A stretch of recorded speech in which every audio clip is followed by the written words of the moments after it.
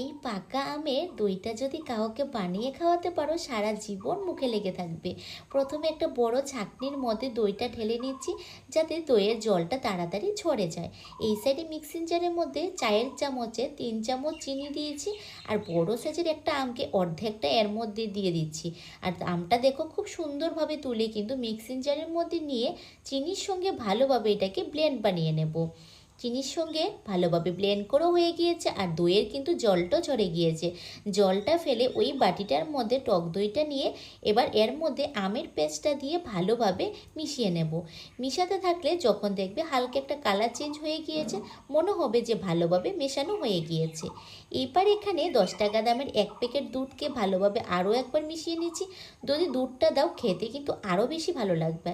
আর এইরকম tiffin box আশা করি সবার ঘরেই আছে। বক্সের মধ্যে ঢেলে উপরে ভালোভাবে একটু সমান করে দিচ্ছি। এটাকে এবার স্টিম করার জন্য আগে থেকে কড়ার মধ্যে জল দিয়ে একটা স্ট্যান্ড বসিয়ে বাটিটা দিয়ে ঢাকা দিয়ে 10 মিনিট রেখে দিয়েছি। 10 মিনিট পর ফ্রিজে রেখে দিয়েছিলাম, তারপর দেখো ঠান্ডা হয়ে গিয়েছে, ফ্রিজ থেকে বের করছি। এবার দেখো মনে হবে যে অমৃত খাচ্ছ।